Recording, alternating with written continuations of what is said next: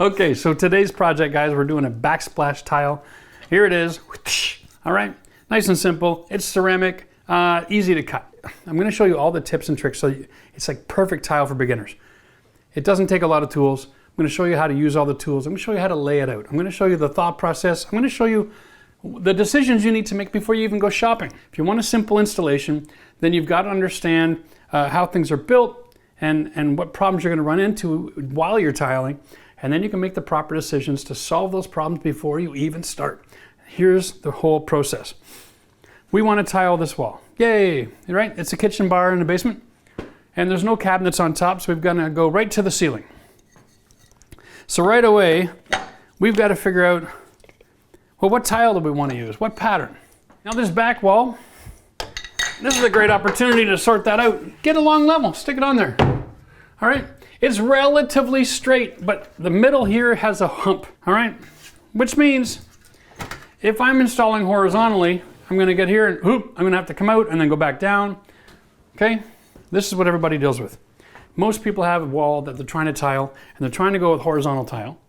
But the studs have got bows and bends and bows and bends, and the wall goes like this, and your tile work looks like junk because you end up going like this. When you do this and you're following a curved wall, the tile goes on like that. That looks like hell, right? So, what I'm going to show you today is we're going to install it vertical. It's very modern. And what vertical does is it allows you to follow the patterns, and then you do vertical stack, so there are no more lippage issues. Okay, that solves one of your major problems. Consider this. The next thing I want you to do before you go shopping for tile is measure the height. We're looking at just under 56. Okay, you want to buy a tile that's just under 8 because 8 divides into 56. Boom. Now, when you get your tile, and this one in particular is a little over 7 3/4, okay? All right, here, let me just go like this. A little over 7 3/4. And so when I take 7 3/4 and 7 3/4 and add it all up, I end up a little bit short of my 56 inches.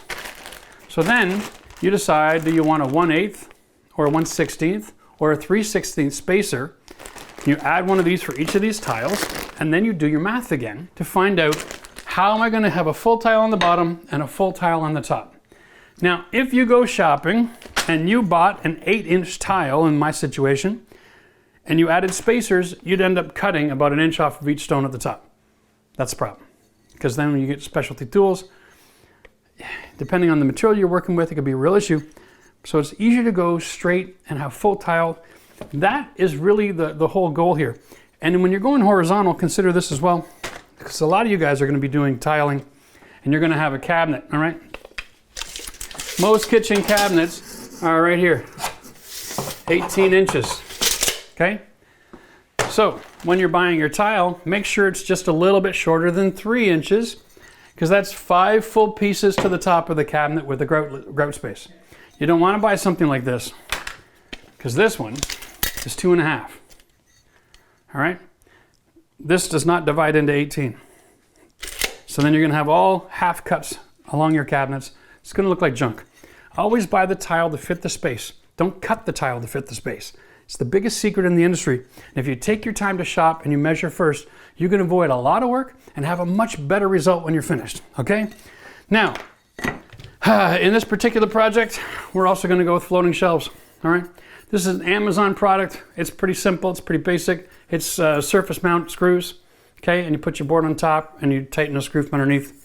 It's just going to give us a decent result. But I can't just go and stick it on the wall. They come with these little wall plugs. You don't want to trust a wall plug. So we're going to measure, we're going to lay it out, we're going to open the wall, we're going to put in blocking, we're going to close it up again, we're going to tile, and then we're going to do all of the surface mounting after the fact and drill through the ceramic, because drilling through the ceramic is really simple, okay? So for that, we are going to need a grinder to cut around the plugs. Here's my new grinder blade. I'm going to need a rotozip to open up the drywall. Of course, I need a laser level. I got to make sure that where I'm starting in the corner, if the corner wall isn't straight, then I've got to make adjustments for my starting row so that I can finish that without having to do scribing cuts all the way up the wall as well. Okay, just need a marker. These are glazed tiles, so If I make a mark on it, I can put a measurement and then rub it all off when I'm done. All right? If you can't do that before you start, then go back to a pencil or get yourself a wax pencil. They sell those at Home Depot as well. I'm gonna get a stud finder and we are gonna get underway right now because I have an idea of what my pattern is gonna be. So before you get started, we're gonna work about layout, but we have to also work with level and square. So this is a granite countertop. It was installed on some level cabinets. You can tell that is perfectly level. If your house is not level, then you're gonna wanna wait till the end of this video and follow the link, because we did a video where we did a subway tile backsplash with a poured concrete counter on each side of a stove, and they were nothing close to level. And I have tips and tricks in the first few minutes of that video that'll solve your problems with that. Let's get this out of the way. Now we have level, we have to worry about square. Inside corners are notoriously out of square because when they frame houses, they don't ever make anything straight, square, and flush and level, plumb, nothing. So let's check this out. The laser level right in the corner, and we'll see it disappears off the wall. Let's start at the top, right in the corner, and it opens up about 1/4 inch, okay? So what that tells me is when I start my tile work, I want to start on this red line right here and have a grout space that goes to 0, because I don't want to get near the top of this wall and start cutting a little bit off of every single tile just to fit in the gap. That'll drive you crazy, and it's also very difficult to do a really nice job of that. So I would rather keep this project simple by having a bit more space at the bottom. I'll show you how that looks when we're finished, and you're going to agree that's the best way to work. I'm going to be putting on shelves, right? The basic design is a 6-foot shelf on an 8-foot counter. So I'm going to need an end bracket, a middle bracket, and another end bracket. Okay? So what I want to do, and can I just suggest, I'm using a marker today so that it's easy for you to see my layout on the wall. I like to use my wall as my map, okay? So I use a marker. If you're using glass tile, then or marble tile, don't use marker on your wall. Use a pencil, because the marker will come right through the thin set or the glue and then right through the stone. What we're looking for is we're looking for studs. We got to find out where the frame is here. This is a stud finder. Push the button, goes green, you start sliding. And there we go. There's a stud there. And we'll come back the other way and it'll highlight as soon as it finds wood again. Right? That's a stud. Same thing over here. Here we are. That's a stud. Okay. Now, there we go. Okay. Now, there are 2 center lines that we have to work with today. One is center line of the counter. So let's get that on here.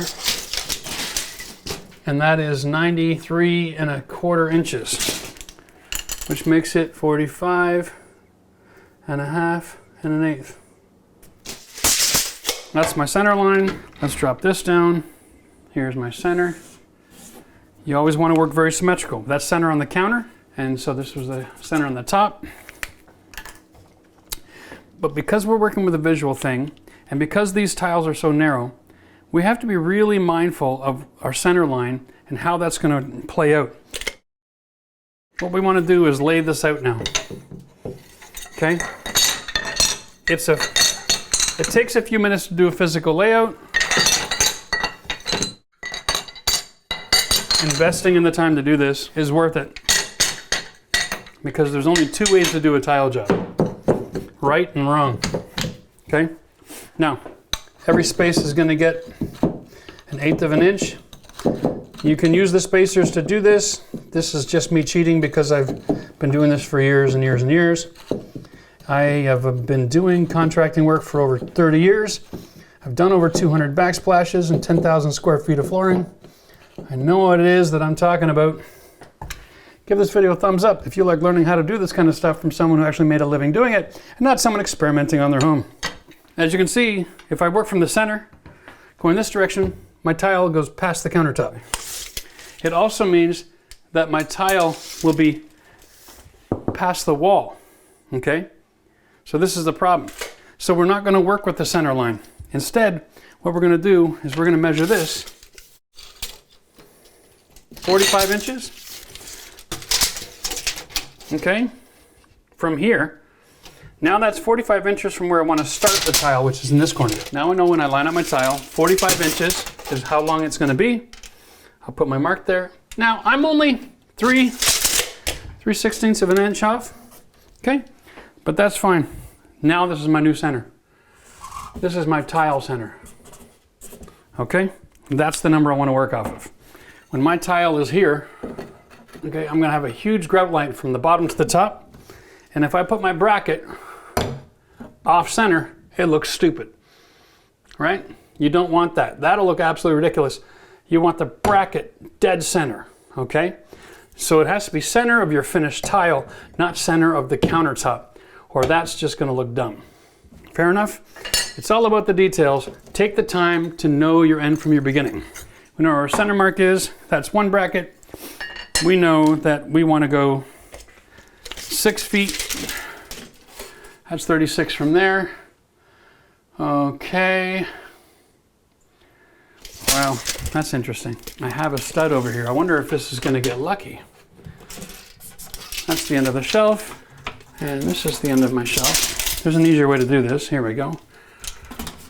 Put that on the center line, and there we go. Okay, so before we get started, I know that my stud is here, and this is going to be the end of the shelf. I kind of like the look of a bracket a few inches in from the end of the shelf, right? And so if I put my bracket 6 inches in, that's going to work. I like this. That's 6 1/4 from the end. All right, so what I want to do over here is add blocking to this wall so that I can install my bracket here, center line. Perfect, and here, center line.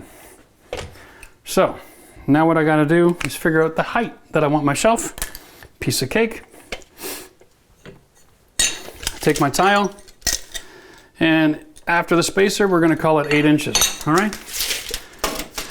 If I go 24 inches, I'm just thinking out loud because that's 3 tiles, okay?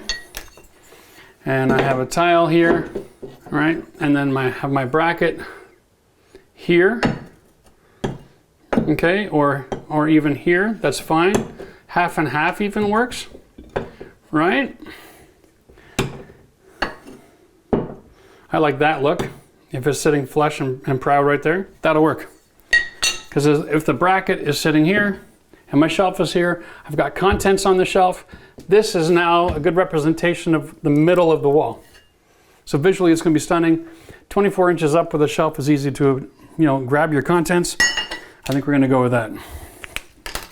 What I don't want to have is have like that and then have this bracket like somewhere like that, 1/3 away through the tile. If I can get away with it, right? Symmetry is very important. The middle of something, the end of something always looks nice. So now we have a solution. We know how we're going to build it. We know what we've got to tear out. We just got to get the right tool for the job. So before we start work, we've got to prep our area. There's a couple things we want to do here. Almost 1/2 inch off the wall. If you're like me, you always have a box of contractor bags around. These are fantastic. They're 3 millimeter thick, and they're great surface protection. To keep things from moving around, just throw a few boxes of tile on the counter. Now for extra security, it's nice if you go turn your breakers off, okay? We're also going to be undoing these screws and pulling these plugs right out because we want to tile in behind these fins, really as close to the original box as possible. There, I figured. How did I miss it? I have no idea. Okay, and then that one, there's the hole there, okay. All right, and so I need to get to this stud then. All right, so I've marked my studs. I've got a 2x6 up in the garage ready to cut. I anticipated this problem. And what I want to do is I want to open up the drywall at the 24-inch height. Here we go. Because this is where the shelf is going, right? So we're going to go 2 inches down because the full tile is here. And I don't want to have my drywall cut where the tile joint is. So I'm going to cut down here, just to the other side of that stud. And then I'm going to come back over here to the other side of this stud. That's my cut. Just past the stud. Okay, there we go. Now this is a RenoVision. You can also use a Dremel. They have drywall cutout tools. They have drywall hand saws. Whatever works for you. I just like how fast this is.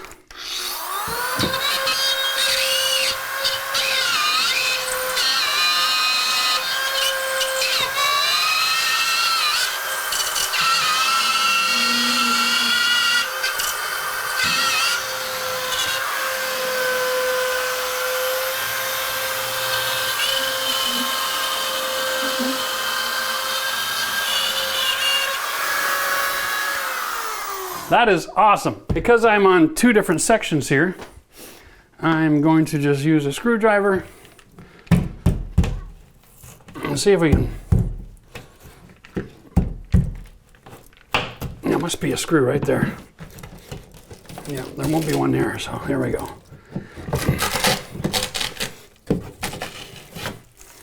There we are.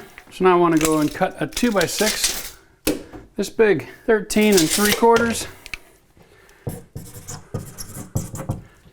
And let's see if we got enough through that we can pop this out.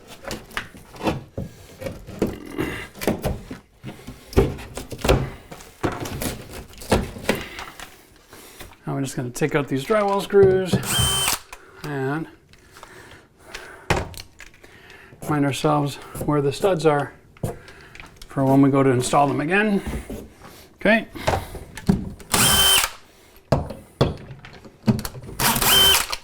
The measurement here is just 14 3/4. I'm going to go and cut those on my skill saw and I'll be right back.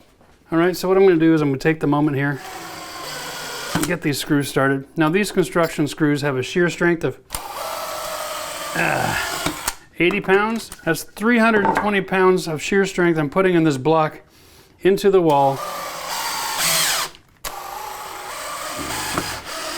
which gives a total load on this wall of over 2,000 pounds because we're going with one stud and then 300, another 300, 600. Yeah, crazy. This isn't going to go anywhere. All right.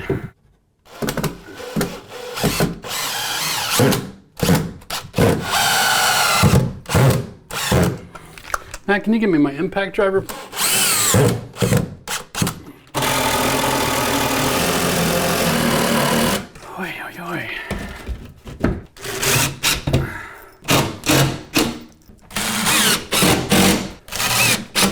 And because we broke the drywall seal, we're going to add screws above and beneath as well, just to make sure that everything's nice and tight for when we put the tile on. We don't want anything cracking over time. All right, now we're ready to tile. We know where we're starting over there. We know where our blocking is going to go. We know where our tile is going to go. All we're going to do now, just to make sure that we don't have any issues, is drop 3 laser lines on the marks here, here, and here, above where all the dust is. All right, and watch what I'm doing here. This is going to be really interesting. After I'm tiled halfway up the wall, I can put tape on the tile down here and then remark with the center line and then continue to tile the rest of the way.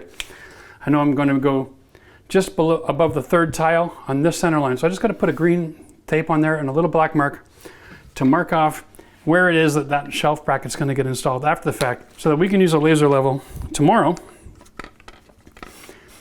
after we've grouted, and then drill the holes, pre-drill the holes, so that we can mount all the brackets. So the last little bit of tile preparation is this. I went out and I picked up a plastic edging. All right, this goes on the wall in the thin set or the adhesive, and then you can add the tile as well, okay? And the idea is you want it to be kind of similar in color. Consider your grout, which is going to be a silver frost, so it'll all blend nicely. This is a great way to get an edge on your drywall, okay? And then have a defining line between the tile and the painted surface. If there's any kind of gapping or anything, you can add a little bit of latex caulking, white rag to clean it, and then you can paint right onto that line. So you can change your wall color over and over and over again down the road, and you're not going to be dealing with like a grouted finish or a silicone finish. This is the clean, professional way to finish tile edging.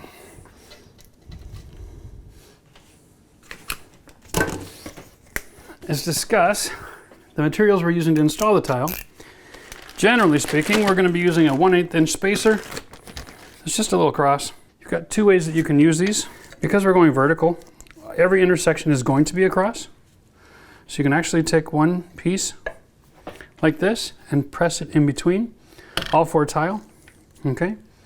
And then that'll be the subsequent situation in every intersection. And so you end up getting a really consistent, and that is something you can leave in there permanently, and you can grout right over top. Or you can do this way. You can install them at the intersections like this, okay? This is generally how I like to work, because not every box is ceramic. The tiles are exactly the same size. So as you're going along, you'll do a row, you do a second row, and you can put a laser level on it and double check to make sure that you're going somewhat consistent. If you finish a box and then start another box, you get halfway across the row and realize that all of those tiles are just about a 1/16 shorter, you'll end up collapsing all the lines and you'll end up with a wall that kind of starts to sag. Something to consider. Always check with your work as you go.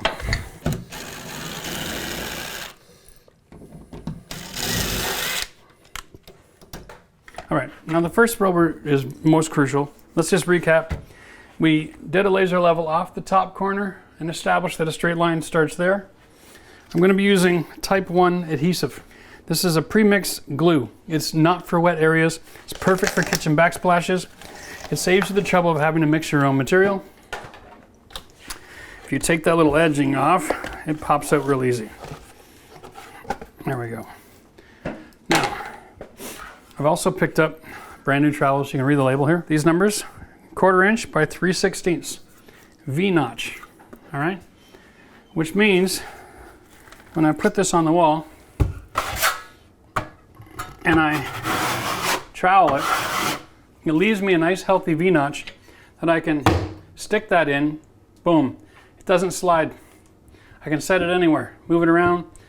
And generally speaking, if you have a little bit of movement, you're still not going to have enough buildup between the tile to make a mess.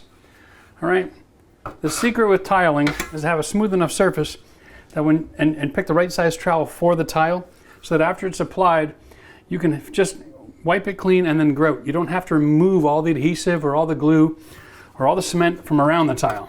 All right? So if you don't have the right size trowel, you will end up putting too much product on the wall. It's all going to come squeezing through and make one hell of a mess of your job. Most construction measurements, the first number is a width, the second number is a height. So it's 1/4 inch and then 3/16. Whatever that means. It's almost the same, really. As long as it's V-notch, that's the secret. Okay. So what we're going to do now that it's time to tile is we're going to put in the whole first row. And then we're going to drop a laser line on it to confirm that everything's going fine. We'll get a spacer top and bottom in the whole first row, make sure everything's square, and then we'll just be able to install the rest in just a few minutes. Remember, most of this project has been preparation. Mapping it out, planning it out, getting ready to roll, knowing the end from the beginning, and now we're just going to apply the product on the wall. It's the simplest part. Okay? And then in a few minutes, we're going to go through the video how to grout. Then we're going to show you the process for mounting the shelves. Don't work with too much of product on your trowel. All right. That actually slows you down. You spend all your time removing it off the wall. Okay, now in difficult spots like underneath, we still want adhesive. What we're going to do is we're going to install the tile, and when we get to that plug, we'll cut the tile, we'll add the adhesive to the awkward spot, and then we'll stick it on. Here's the advantage of that laser level. I can get the same amount of red line on the bottom and the top of that tile, and I know it's level. So I'm going to just rough to mate these tiles, get it started with gentle pressure.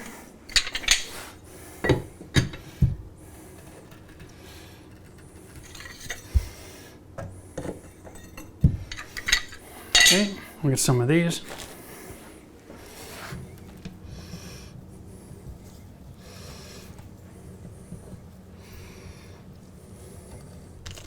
This tile is going to need to be cut. Perfect time to pull out your black marker. I'm just gonna bend down nice and low here. I'm gonna cut, the box has got a piece of metal on the top. I'm gonna cut a little bit above the box so that I can get the mounting screw cut out.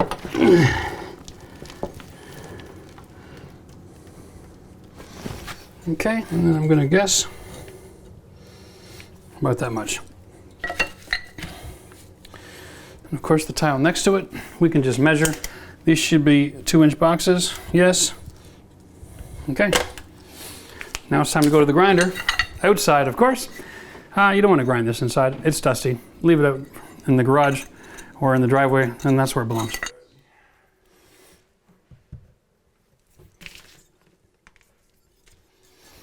There we go. Adhesive for the bottom.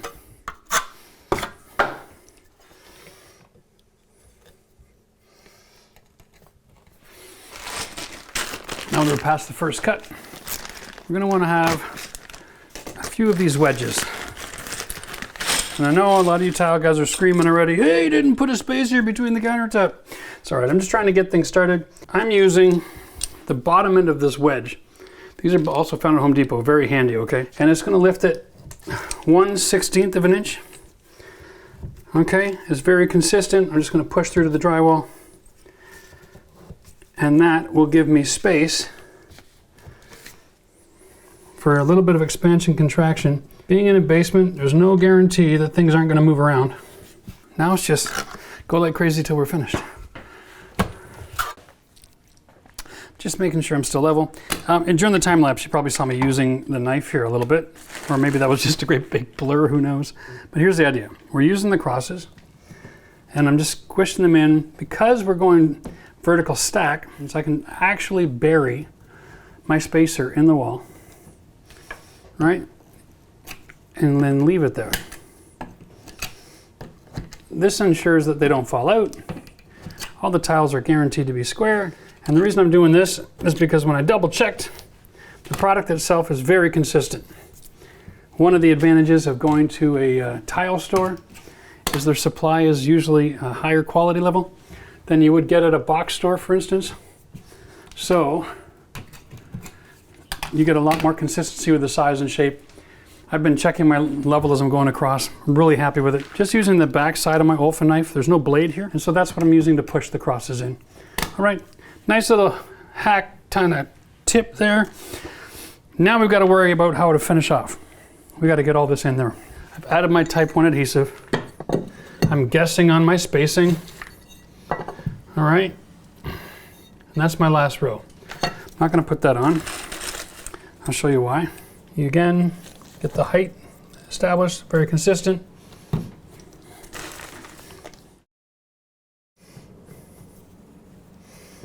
Just for now, and then I'll just throw it in the corner in a second. Here's the edge of my counter. Here's my next tile. This would represent the last tile. Wow. It would be a miracle if that actually fit. Oh my goodness, it actually fits. I think we're gonna get away with it. My greatest fear here was that I wouldn't be able to get a full tile before the counter disappeared. But it looks like we're gonna be able to do it, okay? If you're in a situation like this, without any cabinets on top, just finish at the full tile, a couple inches shy. Isn't gonna hurt you, right? If you're gonna be an inch long, you don't wanna cut it in half. Cutting it in half all the way up is gonna look like junk, okay? So better on a long wall like this, if your tile finishes an inch from the edge top there, add the edging. You can even cheat a little bit. Set your edging a grout line thickness away, right? And get it a little bit closer. But luck would have it, I'm just gonna finish this off. Wow, yay for me. I'm gonna stand my trim up against the wall, apply the adhesive to the back of this tile, press this one in. And in this case, because I'm dealing with a shortage of space, I'm gonna set that there. And then I'm just gonna take a little dab off level on purpose and hold it in place until I get there. So how I'm gonna do this, I'd rather finish my adhesive short and then do each individual tile as I set it in. Otherwise, I'm going to have adhesive squeezing out from behind. That's going to make a mess. That might not clean up very well if you miss it before it dries. And remember, this kind of stuff does dry rather quickly. So feel free to go and add the adhesive to the back of the tile as you go, if you're concerned about it. Or you can do it like this.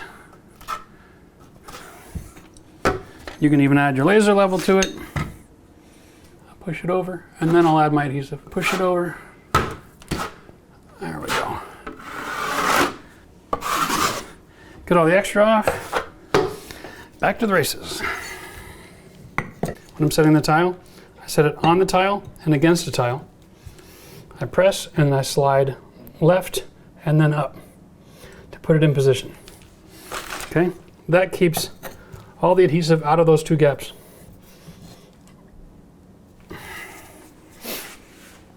Have any more of these things around here, Matt? Okay. All right, now I got my third row on. I want to get the tape on. Remember, we want to transfer the center lines for where the brackets go back onto the tile before we end up grouting. Try to set it up as square as you can. We'll hit our old mark. Transfer that onto the tape.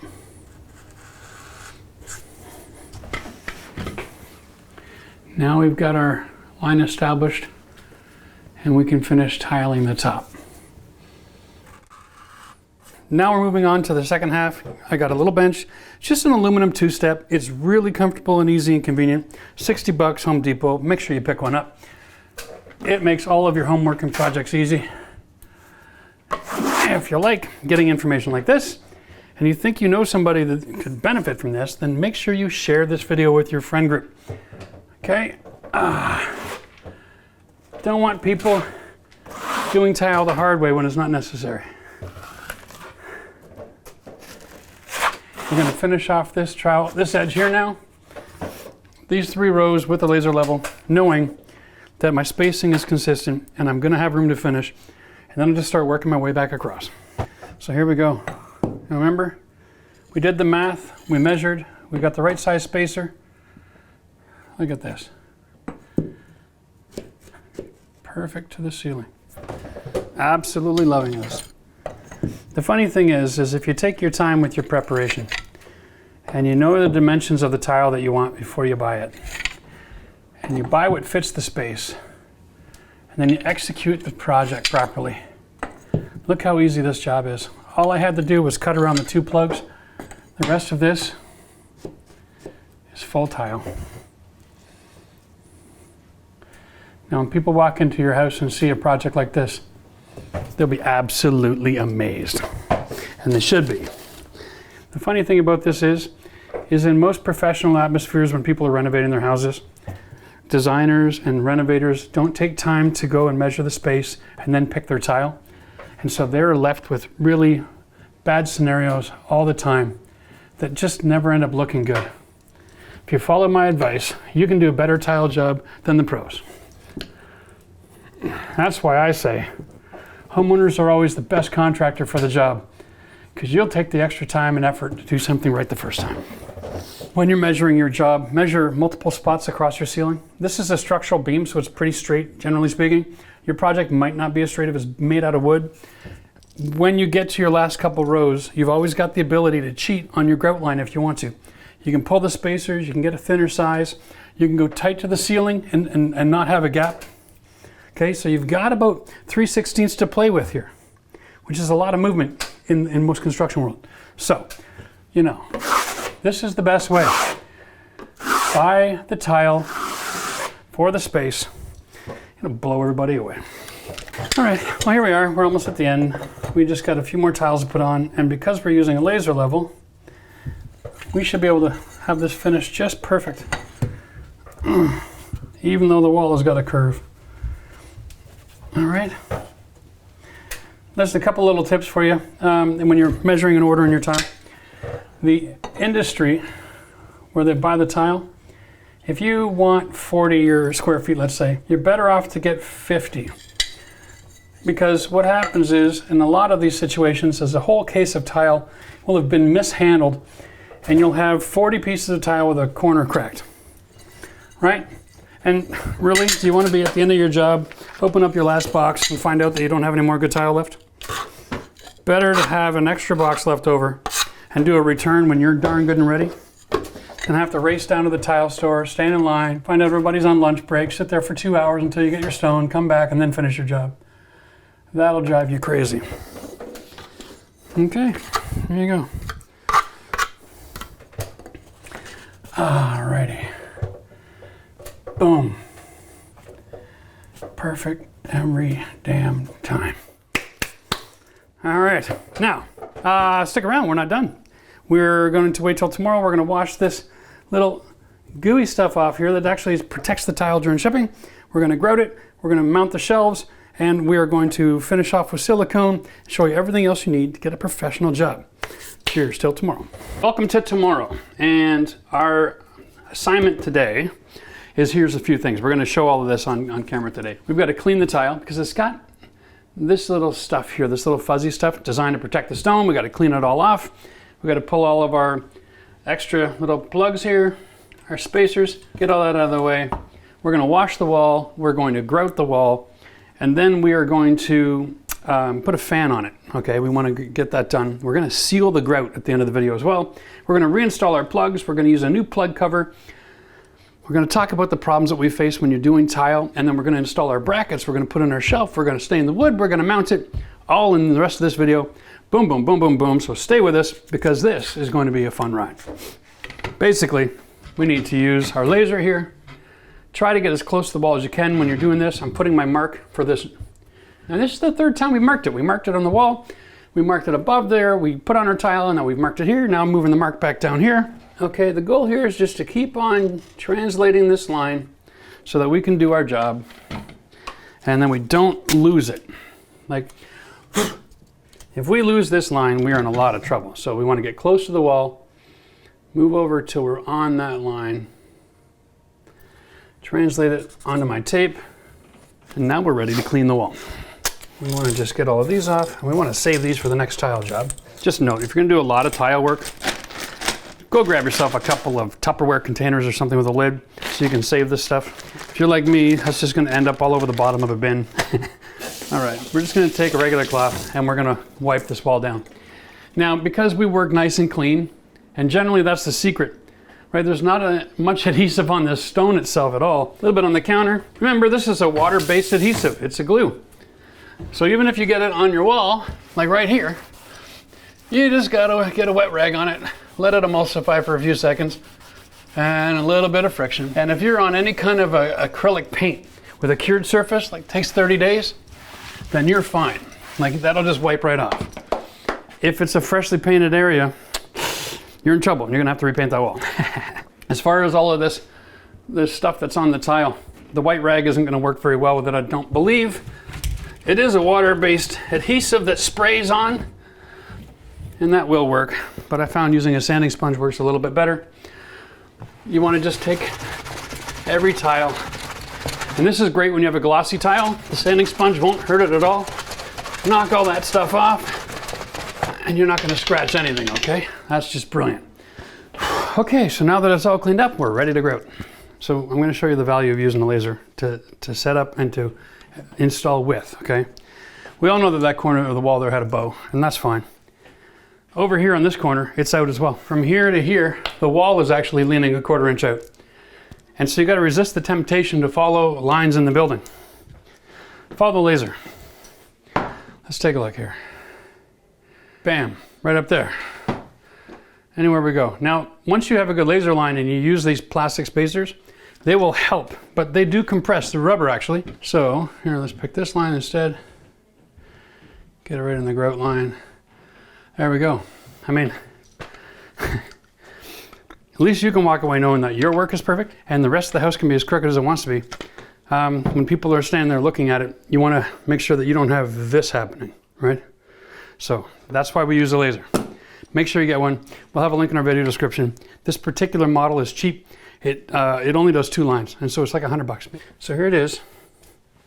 This is all that stuff I was talking about you probably couldn't see on camera earlier. This is just, it's like an acrylic spray glue. and it's in the factory. So when the tiles are coming across the conveyor belt, they'll spray a squiggly line on 2 different surfaces. That way when they stack, they don't scratch. And that's what you gotta get rid of, because if that's in your grout, that's gonna be messy. That'll destroy your job. It's like little chunks of fiberglass almost. Okay, we're just taking some time to cut some electrical tape here. I didn't cut myself. We're just taking an opportunity to cover the screws on the plug, just to minimize the opportunity that we could have a problem down the road. And that's still live, but it doesn't hurt you. That's how good the tape works. It'll actually separate you from the current. Oh, daddy likey. That's not bad. That's not bad. So as it pertains to doing backsplash, we're using an unsanded grout. A basic unsanded grout does not have a hardener, and it does not have a sealer in it. So when you got to read the instructions, find out how much water you mix it with, follow these instructions. They're all pretty much the same. It calls for 1.4 liters of water. You can get pails that have measurements on them at your local building store. They recommend 1.4 liters. I like to start with a little less water, just in case, because the air temperature and the product temperature and the water temperature affect how it mixes. And I don't want to have sloppy grout to work with. Now, because it's only 10 pounds of grout, you can use a regular drill for this with a small mixer. That way, you don't have to invest in a $150 mixing tool. One of the benefits of this assembly is small tile, glue, and then a small bag of grout will take care of all of this problem. You don't have to buy new tools. Always set your grout into a pail with water in it. If you put it in dry and then add water, you're going to get clumping all around the sides. It's not going to mix well for you. I even suggest go halfway, give it a little bit of a mix, and then finish it off.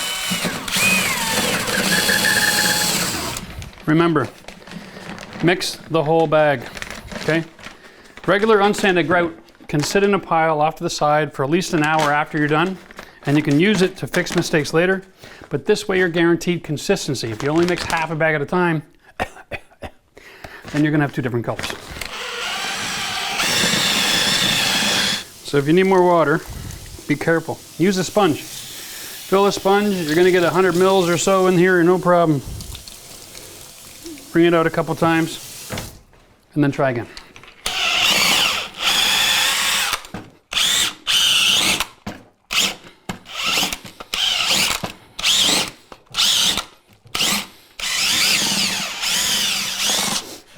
Only add water when you know you need it, because it's like making pancake batter. You can go over the top and get the runniest pancake batter ever in a quick heartbeat just by adding a cup full of water too much.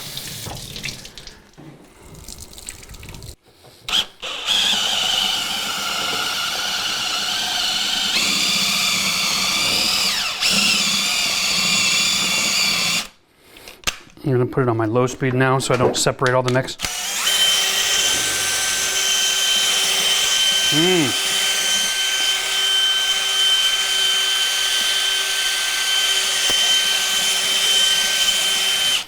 You're going to want to do this for about 10 minutes. That's why you have to be patient, because this is going to get nice and creamy smooth. I don't need any more water.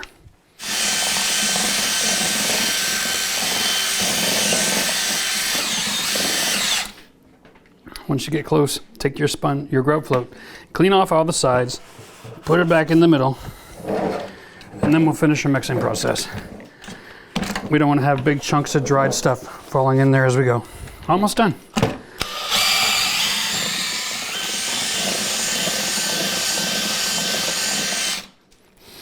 All right, let's see what it looks like. It's creamy. It's going to fill the gap. It's not going to shrink too much as it dries. Beautiful. Okay, so we're using a basic grout float, nothing special, not too big either. Especially if you're a DIYer, you don't need to have like a 1.5 foot long grout float, okay? What you do want to do is let it sag down, go sideways, stick it to the bottom with a little bit of force so it all settles in, and then you can apply going up. Okay. This is the fastest way to move material onto the wall. Yeah, I know, everybody says, oh, do it on an angle, and we will in a minute. You just want to get this stuff on the wall first. once it's on the wall, then you can worry about how you're spreading it around, okay? And this is work. If you don't want it to be so difficult, make it thinner. And then it'd be pushing around soup broth. Problem is that when it dries, it'll really shrink, okay? And you're not gonna get a good bond. Now to finish this off, what you wanna do is you wanna clean, but you wanna clean on a 45-degree angle. This is on a 45, and you're gonna cross your grout lines on a 45. That pushes it. See how much I took off? That pushes everything into the nooks and crannies. If there's not enough, do it again. If it looks ugly, like this, drop it here, come back the same in the other direction. Okay, make sure you're filling. And then you can take what's left on there, work up the top. Now you're gonna wanna force it right in there. There's two schools of thought on this. A lot of people are in the thought of, well, the book says that we're supposed to use silicone across the top instead of grout.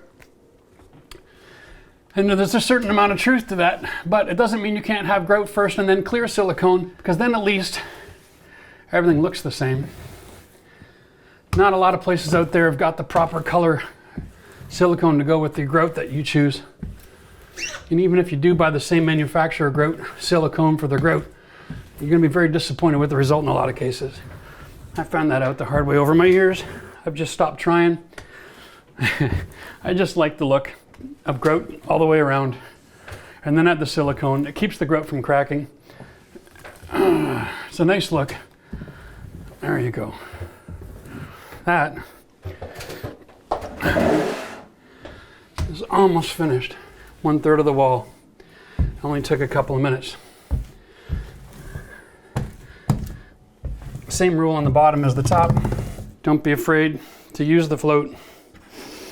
You're going to see there's a 90-degree edge and there's a beveled edge, contour here, see? Concave. If you clean the bottom, you get a perfect finish. All right, if you use the square edge, you're going to dig it all out. So don't use the square edge down there. Use the concave edge. Makes a nice look. Now, if you'll excuse me, I'm going to finish this up real quick before it all starts to dry out on me. So here we go. Around electrical plugs, especially if you don't have tape on there, be extremely careful. Grout does have a large moisture content, and it will fry your finger. It'll give you a little zap. It's not going to blow you up, okay? Here we go. You can use your finger to finish grouting. All right? It comes in real handy, especially around plugs. Don't have to worry about making it perfect. Just get enough on there that there's something there for the sponge to work with, so you can remove all the excess. Now we're going to let this sit up for just a couple minutes. I'm going to wash my float, and I'm going to get a wet rag and wipe the ceiling, because it's a flat paint and you don't want that set up on the flat paint. It's okay to run your sponge against flat paint once, maybe twice, but you start running too much paint off, you're going to be up there with the paintbrush soon. So the faster we get there, the better. I'll show you what I'm talking about. Wall paint is 100% acrylic. I know because I painted the wall myself. Ceiling is flat paint. So we're just going to go put our sponge in the corner. Okay, you see that white line? You want to get that ceiling clean. Clean your sponge. A little bit in the sink isn't going to hurt. But we're going to use a pail. And that is to just get the extra grout off. Okay, we're going to finish that real quick, and then we'll start working on the wall. So now we're taking the excess grout out of that pail, set it on a plastic bag here, okay? That's just there. It's gonna go in the garbage, but if I have any pinholes or I gouge too much grout out of a corner while I'm cleaning, I wanna have some backup. Now I've got this joint, almost the way I like it. Use your finger to detail, or grab a 5-in-1. Big chunks of grout in corners never looks all that great. Okay.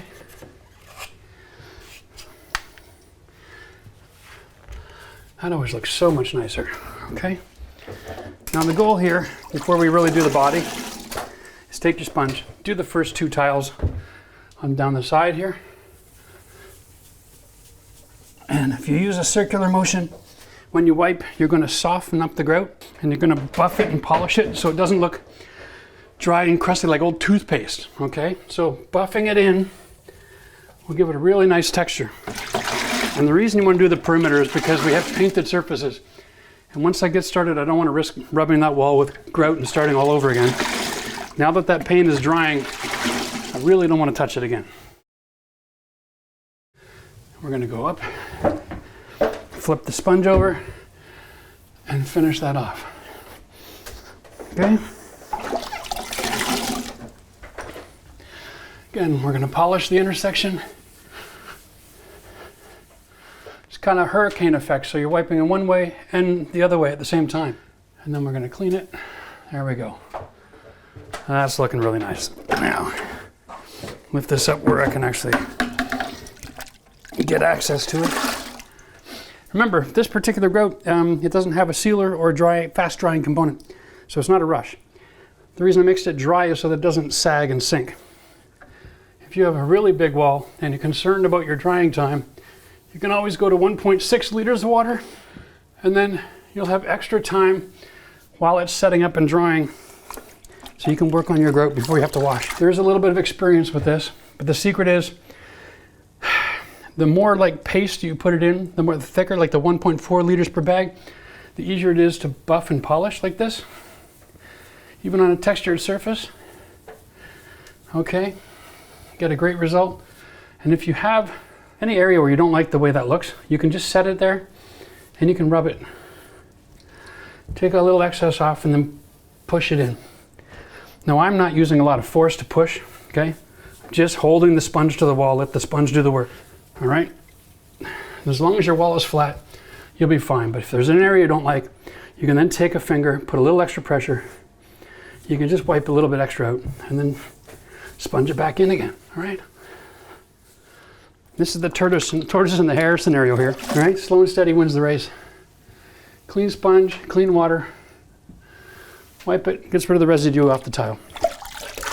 At that point right there, with that wipe, there should be not enough moisture left on the wall that is dripping, because again, I'm not squeezing it. And it'll be clean enough that when it's dry, I'll be able to come back with a microfiber cloth and just buff it, polish it, get any residual off the tile. Perfect every time. Oh, there's a spot I don't like. No problem. Because it's a thick paste, I just slap it in there. Okay? I don't have to wait for it to set up. I just buff it in. One of the major rules of any kind of renovation, remodeling, artistic work like this, if you're not happy with something, fix it right there on the spot. Don't say to yourself, I'll get to it later, because later never comes. It always is harder, or looks obvious that it was a repair. Always be happy with what you just did before you move on. Beautiful. All right, once again, I'm just going to jump into the rest of this. The only thing left to be careful of is just give your sponge a squeeze when you're using it. You don't want water dripping all over your plug, because that will give you a good zap. All right? Or you can just turn off the power to your plugs. That's up to you. And then we just got to give this a couple of hours to dry. Then we're going to show you how to seal it. We only got a few more minutes to go. Hey, now it's a great time for me to sound like a broken record. Don't forget to subscribe to the channel, hit the bell for notifications. We make content at least once or twice a week, and you don't want to miss out on all the great action coming your way. YouTube is a very busy place, so unless you hit the bell, you're not going to see every video come up unless you're actually researching that topic. And we could use the extra help. More importantly than subscribing though, guys, I would like to have you share this with all your friends who are thinking about doing a tile job, okay? Lots of people out here in the YouTube space who are experimenting with their homes. They want to have your friends learn how to do this from someone who did it for a living. That's a great idea, so hit the share button. Let's get on with buffing this tile. All right, so the tile here has had about 3 hours to dry and set up. That's plenty of time. Now we're just going to get rid of the haze so that we can keep moving forward. And you'll see just a quick buff with the microfiber cloth. Goes a long way here. And we're going to let this continue to dry on its own time. Remember, when you're doing tile and you don't have a waterproofing membrane in behind it, everything can dry through the back side of the wall. So we're not concerned about trapping moisture. If we go to seal the tile, we can seal this up in just a second, and I'll show you my system for doing that. I'm sorry my area looks like a mess, but I'm working on a wooden shelf. I'm installing LED lights. Lots going on around here today. And if you haven't yet, subscribe to the channel because you're going to be watching the light fixtures. We're doing a bunch of different kinds of lights all through the house here. It's a great way to increase the value of your home and modernize it and just increase the aesthetic. So if you are in the selling market or you just want to enjoy where you live, no need to call an electrician to change light fixtures. So this is the grout sealer. It's a water-based product. Looks milky. It's supposed to look milky. Okay. Nothing to this really. Start in the corner. Just cut that line. Now, even if you don't get it perfect on the edges where you're going to silicone, don't worry, because the clear silicone we add later will also seal that grout and bring that color back out. So it's as if it's done even if it isn't. So I'm not even going to bother sealing at the ceiling. I'm going to let the clear silicone do that job. And then work your way down the grout line. That's it. Could that get any easier? Sealed. This will take all of like 5 minutes to put on the wall. When I'm done, I'm going to pick up all the drips and all the leftovers with the microfiber rag because it doesn't matter. This is a glazed tile, so having a little bit of this product on the surface isn't going to hurt anybody. All right, there we go. This keeps the grout lines consistent so you don't have that blotchy look. And that is how you get a perfect job. Now, as a DIYer, you also have the option to use the Ultra Color grout. They sell it at Lowe's as well. They sell it at Floor & Decor, tile suppliers, and it has the sealer in it. But the warning on that is it dries super quick. Okay, and most people aren't fast enough when they grout to be able to keep up to the speed that you need. I did a video on it. I'll throw a link in the video description for it. I have a lot of people on the channel who commented, thanks for the videos I did in my bathroom. Wish I knew about that grout first because I had to tear the tile out and do it all over again. So we did that video because turns out Lowe's is recommending Ultra Color grout to everybody who walks through their door as the grout of choice. And their staff don't seem to know that when you use that product, you only have about 15 minutes to finish working with it. Now, on this wall, I grouted this wall in 15 minutes. But could you imagine if I had 3 sides of a whole tub shower combination? No chance. And I've been doing this all my life. You'd have to mix it 2 different occasions. And of course with grout, you gotta mix a whole bag at a time to make sure your color's consistent. So you have to waste a bunch of product mixing it when you don't need it, just so that you can limit doing the back wall and then 2 sides separately. That's why I would suggest save your money, buy the cheaper grout, and then just paint the lines when you're done. All right, so just a quick note. If you have mosaic tile and you want a grout seal, you can use a roller like this, okay? Paint roller instead of a brush. And you can just fire away. Just wear glasses that could spray a lot. It makes a mess of your clothes, but it's very efficient, right? Just go slow, apply some decent pressure, let it drip. It's not gonna hurt anybody. Get the job done, perfect every time. We are going to put our second coat of stain or finish on our wood. And then I'm going to change this light out while I'm at it. We're doing a video, a bunch of light fixtures. We'll do that. Give this drying time, give that drying time. Use time efficiently. Work through your day and think, how long does this take to dry? And should I be here or there or there? We add in lights and camera and efficiency, but this way you can get 3 projects done in one day. So my one side has already got a coat. I want to put 2 coats on that side. The underside doesn't have one yet. So gooey, creamy stuff. And we're going to basically just drag it. This is a clear finish. No staining necessary when you have beautiful wood. It's a quick drying polyurethane water-based product, okay? So 1 hour dry time. This is a great way to get a project done in a hurry. Of course, if you want to stain it and go to an oil base, make sure you're in the right humidity environment while you're letting things dry. You're going to want to use a conditioner on your wood before you use any oil base or stain to open up the pores. And remember, oak stains much better than maple. All right. So consider which kind of wood you're going to use as well. All right.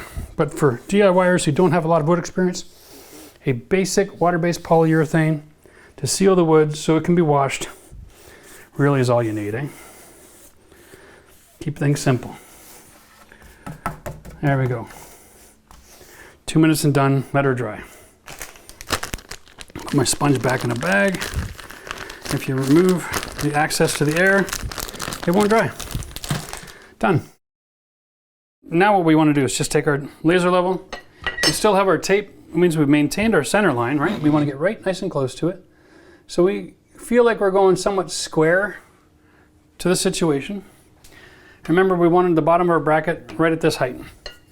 Okay, that's our bracket. It points up. We're gonna put it in the middle on that line. And this is what's going on with our textured tile. That is so much fun. So what we're gonna do is we're gonna just hold it right down onto the bottom of that tile, because we don't want to drill too close to the grout. And we're gonna just put a marker in each of those 4 locations. Okay, and that's where we're gonna drill our holes. Do the same over here. Now when you are this careful to do everything in this perfect, even if you're buying your metal brackets on Amazon like we did, and they're coming from China, and they're a little, how shall we say, inconsistent with the quality, you're going to be so close because of the system that you're using that you're going to be just bloody well fine. When we tighten this all together, our plan is also to tighten everything, the wood to the bracket from underneath. Okay, so that means that everything's going to get twisted and under compression and pulled nice and tight, and things are going to make minor adjustments. We're going to do all that independent of the tile. The secret here is going to know when you've got it tight and strong and when you risk cracking something. We're going to want to actually set down the speed on our drill when we go to put our screws in, and then let the screw get stuck in the wood and start skipping. And then we'll gradually increase the speed until we get the connection we want without over tightening. This will be the system. But for now, we got a brand new blade. Okay, I've never tried this before, but this is what Home Depot is selling now. God help us all. Diablo, they make great saw blades. Hopefully this works too. We're about to find out. Real live testing. That has a great grinding sound, I love it. And because I'm going through ceramic, I'm expecting to have a lot of success. I'm going to save the tip on the carbide by starting all of my holes first.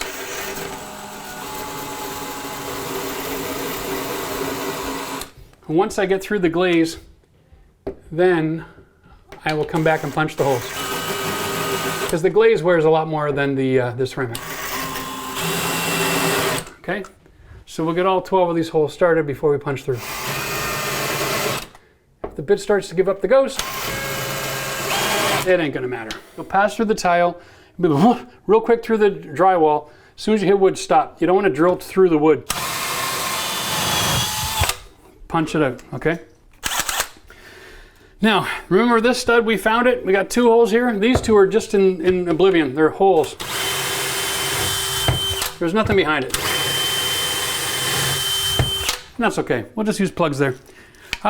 My concern was having them mounted, at least on all 3 studs. The last 2 holes I'm not going to worry about. It wasn't worth making another hole in the wall. If these brackets came with just 2 holes, top and bottom, they would have done just as good a job. The secret here, before you go any further, grab your vacuum up your mess. Everything is still sort of wet and still sort of drying. Don't start wiping things with a cloth or you'll be in a lot of trouble. This is gonna look so good. Okay.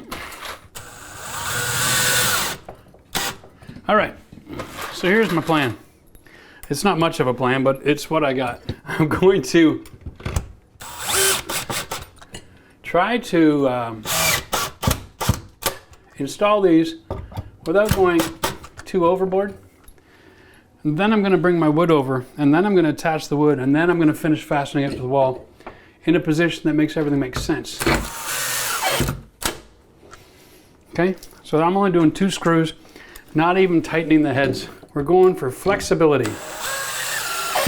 Remember, I've got tiles that are warped.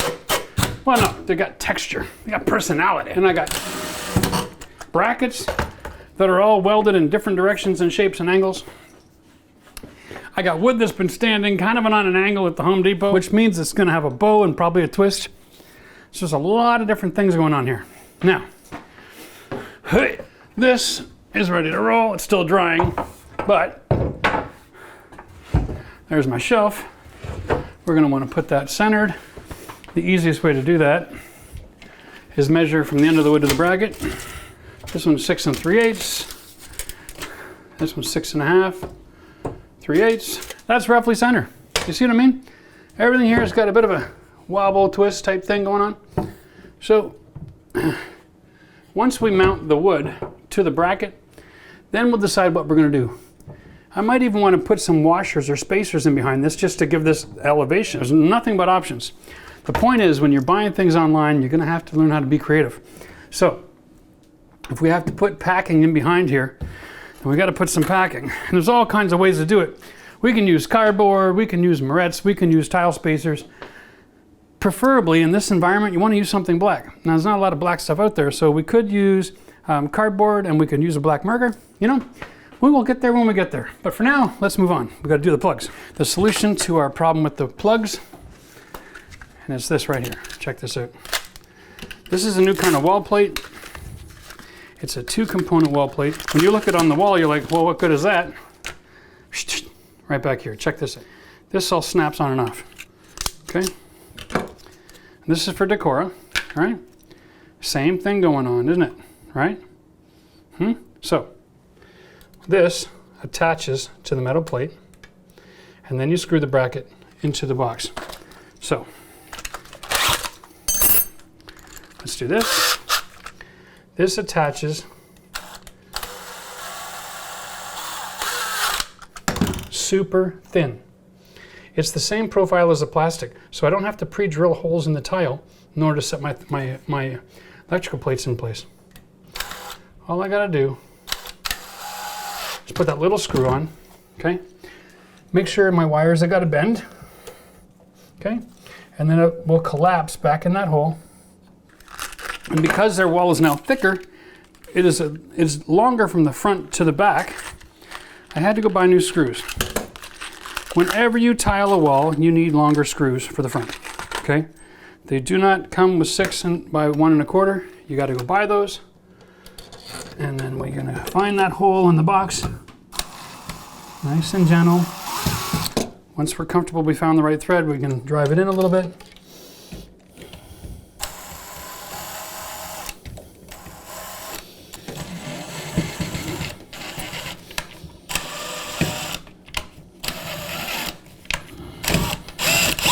That one stripped right out of the gate. Loving it. I'm telling you. If you think you stripped the screw, drilling it into something that wasn't actually a screw, then don't be too aggressive with it, or you want to be able to get it back out. Sometimes it's best to just go in there with your fingers, give it a couple of twists, and see if you caught something. And then use your fingers first. Make sure you're not cross-threading.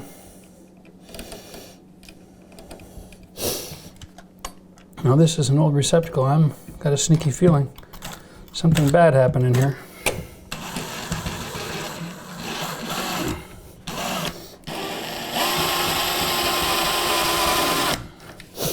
Uh-oh, I'm asking for it now.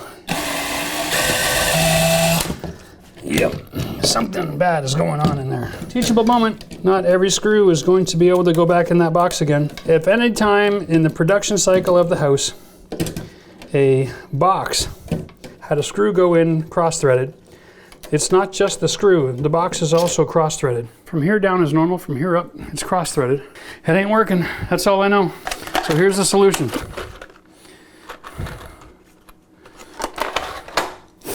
It's either coarse thread drywall screws or coarse thread floor screw.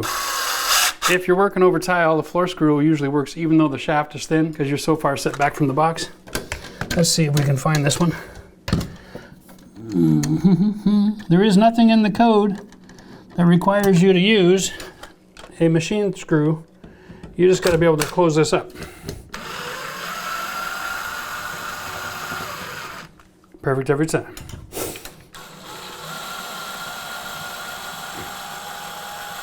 There we go. And then we'll just snap this on.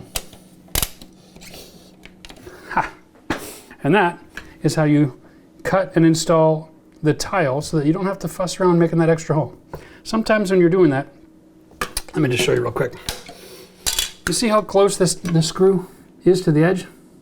And if you're grinding and you have a tile that finishes on this line, then you're gonna crack it and break it. And so to avoid problems, just set yourself up for success and use this system. Sorry, clear on the top. All right, there you go. Same on the other side. Might just avoid these altogether and go straight to these screws. That worked really well.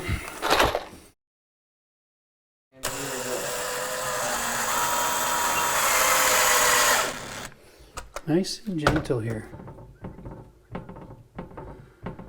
Okay, I've got a little more flexibility, but I like my line. And I'm going to tighten up a couple of screws over here. Okay. It's level, but it just doesn't look it because over here it's really whacked out. So let's get this up in position.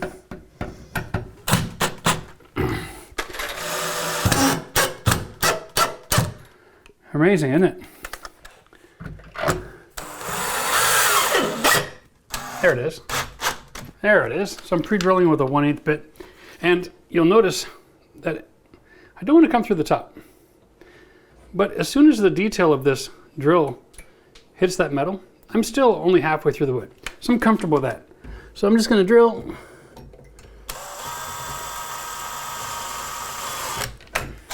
Until I get in there. And then we'll drive a nice coarse 1.25" flooring screw in there. That way I don't have to go too deep, but it's nice and wide relative to the 1/8 thread. Gravity doesn't need a lot of help. This is just to keep things from sliding around and twisting. Where's the pre-drill? There it is. There we go. Well, there we go. That was 2 afternoons of time well spent. Now you can check out the after shots, and then, like I said, the link in this video to the other project, in case your counters aren't level, is coming right up. Cheers.